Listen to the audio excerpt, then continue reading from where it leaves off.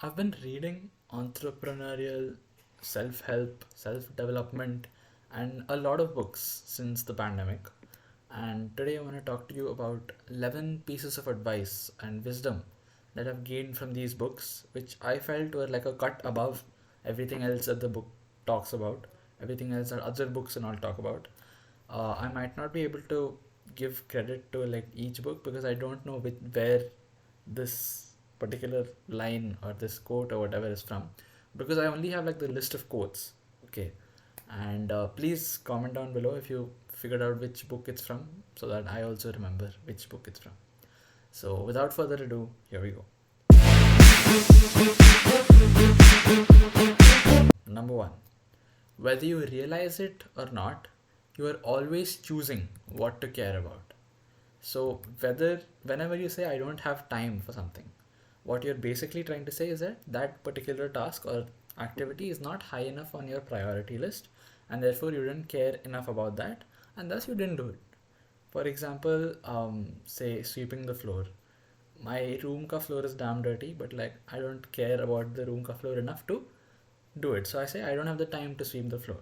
That's basically it. Point two, people's lives are forever controlled by fear and greed. This is like a really deep and psychological type quote, and it's from Rich Dad Poor Dad. It it's truth. It's the truth. Okay, like people go to the job even if they hate it because they fear ki if they're laid off in this time of recession, especially if they're laid off, their family depends on them, stuff like that. And then if they get like a promotion or something, then there's greed.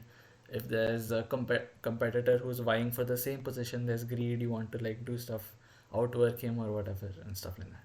Number three, a job is a short-term solution to a long-term problem.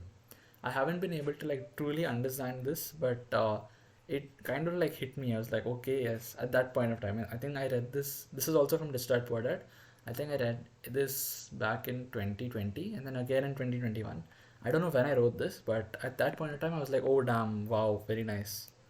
Number four, and I really like this one. Advice is the one thing that is freely given away, but watch that you take only what is worth having.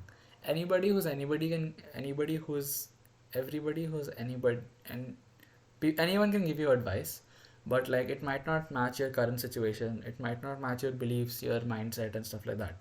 So take everything that you hear and see always with a pinch of salt. Even what I'm saying, don't like blindly accept it. Take it with a pinch of salt because I'm just an 18-year-old sitting in his hostel room who hasn't seen much of the world, much of life, and stuff like that.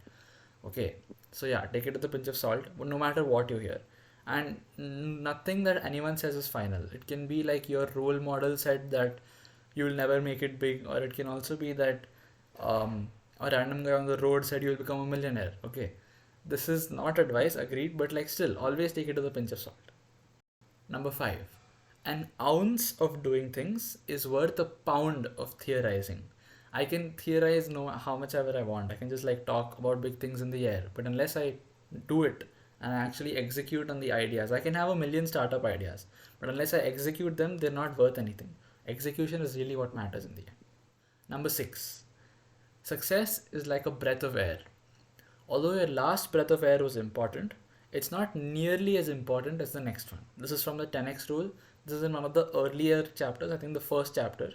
And it really shows that you need to keep having that dog mentality even if you're like at the top. For example, I thought when I got into BitsGo, I was like, okay, yes, damn, I've succeeded in like Bitsat and all. Now it's chill or whatever. But then that was my last breath of air. Now the next breath of air is getting a dual degree allotment, which is like CS, or scoring well, or I don't know, developing other skills and stuff like that. So success is like air, breath of air. Number seven, doing, not learning to do, is the essence of entrepreneurship. So you can watch like 200 videos on how to start a startup, or you can watch stuff like what are the best problems to solve, how to register a startup and stuff like that. But unless you do it, unless you actually find a problem, unless you actually do market surveys and market testing, unless you actually go and register a startup, unless you participate in competitions or pitch to VCs and stuff like that, nothing is happening. Like I said earlier, an ounce of doing things is worth a pound of theorizing. You're just theorizing. You're just saying, okay, I have this idea, blah blah blah. but you're not executing on it. So it's worth nothing. Number 8, practice isn't the thing you do once you're good, it's the thing that makes you good. So I think this is from Outliers, if I'm not wrong. And it talks about the 10,000 hour rule and how practice is literally what gets people to the top, apart from luck, blah, blah, blah.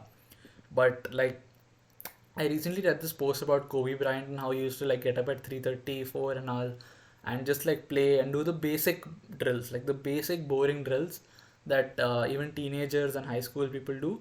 He does it even at that level because it's the fundamental basics. It's just the practice over so many years compounded, which has made him like one of the greatest players ever. Number 9, it's better to die standing than live your whole life on your knees.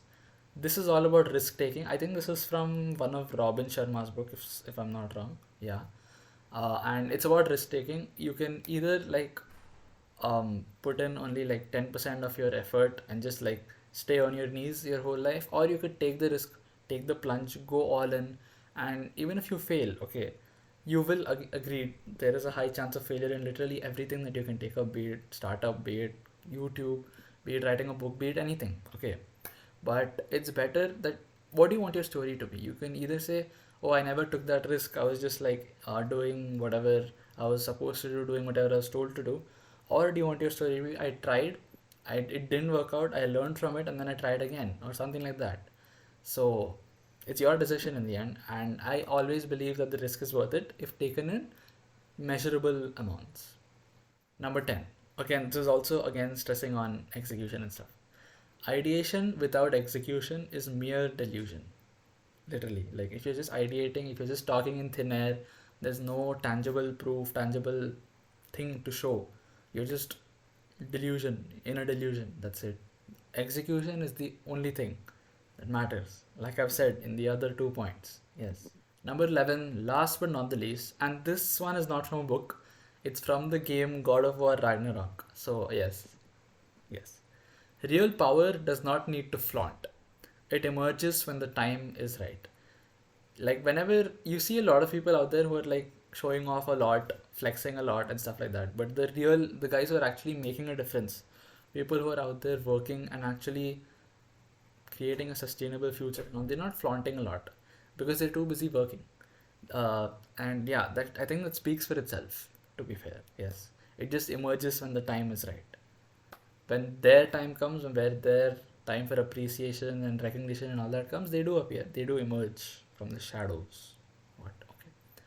So that's it for this video. I hope I added value. I hope you got a few takeaways. Please comment down below if you recognize which book, which quote is from, and which quote resonated, which piece of wisdom resonated with you the most. That's it for now. Thank you for watching. Adit S, signing off.